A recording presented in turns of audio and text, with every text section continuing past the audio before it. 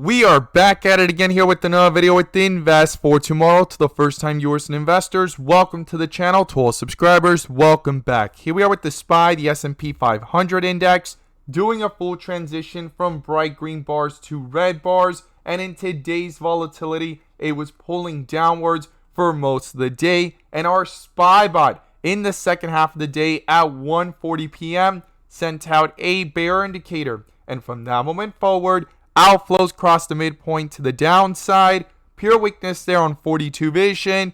And put options went up 100% plus within an hour, guys. If you guys want to receive this clarity and edge of the charts, you can now gain access to it as well. The link is down below in the description to the 42 vision indicators, getting connected over to our bots, and becoming part of a growing community of investors, all looking to learn and grow together by receiving this clarity and edge over the charts and using these resources to maximize in either direction, whether stocks are going up or going down. So here we are with the SPY trying to hold itself up above the 439 area and fighting to get towards 440 here in the aftermarket hours. And in today's video, we're going to talk about what's going on with the inflow versus outflow, the bull and bear indicators. But before we do, I want to share with you guys the home run opportunity that was mentioned this morning over at the Discord.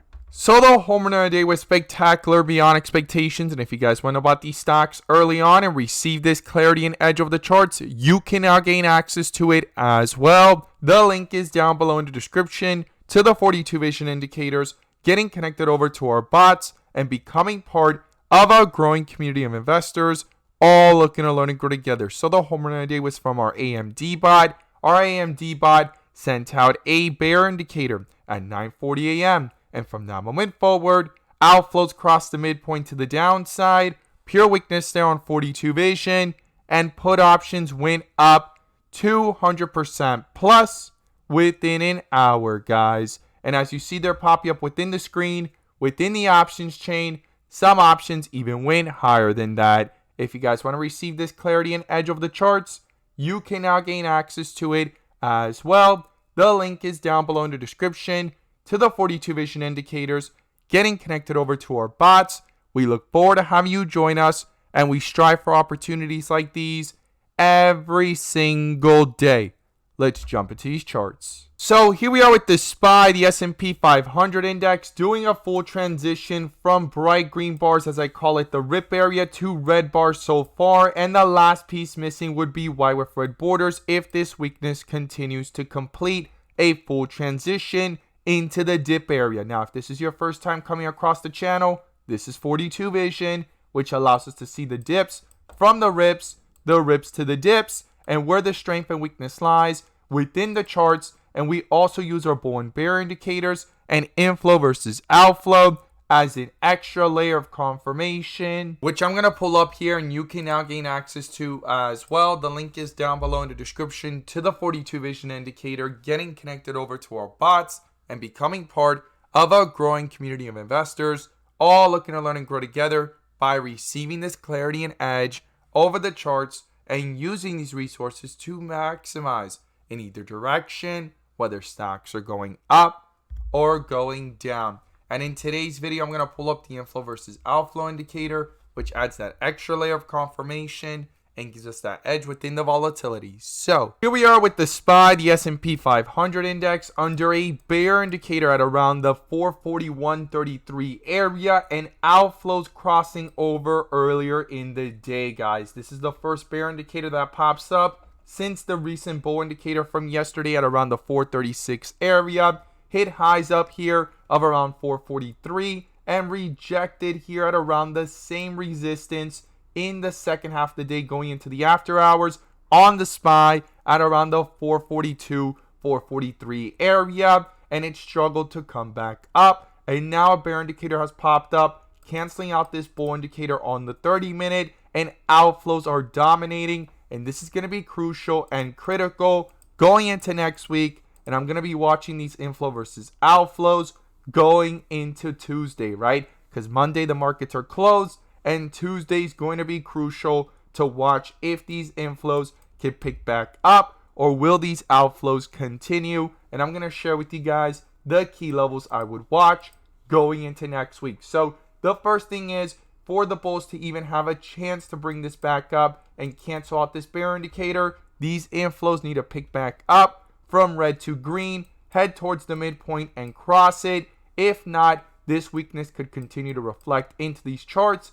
And if these outflows continue lower, there's still room here based off the history of the chart on these outflows to go all the way down to the most recent lows of negative 3.5, 3.6, and it's currently sitting at negative 2.37. So definitely something to not ignore there.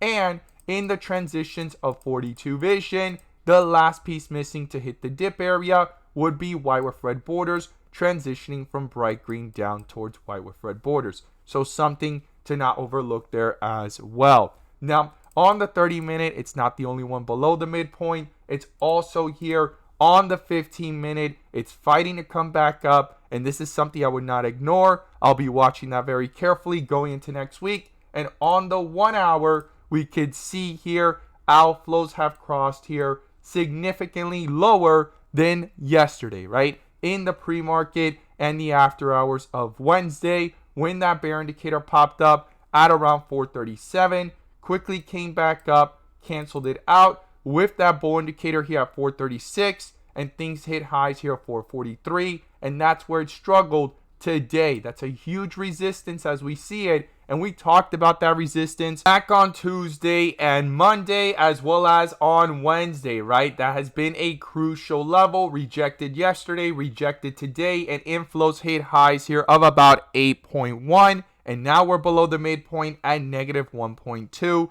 something I would not ignore here in the bigger picture. If these outflows continue, it could continue to reflect that weakness into these charts. Now, if inflows could pick back up, well, there's still a bull indicator here at around the 436.50 area, and if it crosses back over, it could quickly start to reflect that weakness into the charts, and that's something I would not overlook as well here on the 1 hour. Now, what are the key levels I would watch? Well, the first thing is support, guys, and if we go ahead and zoom out here to the 30-minute, we could see the support of the day was 438, 439. I would watch that in this tight range. And to the downside, if these outflows continue, and not only that, but pull even further away here on the 15-minute, going from green to red, the next support I'll be watching is down here where the bull indicator popped up at 436. And if 436 gets broken through, the next support I'll be watching is the 434 to 433.50 area. Huge support here on the pre-market on Tuesday and Wednesday afternoon. So I would not ignore those levels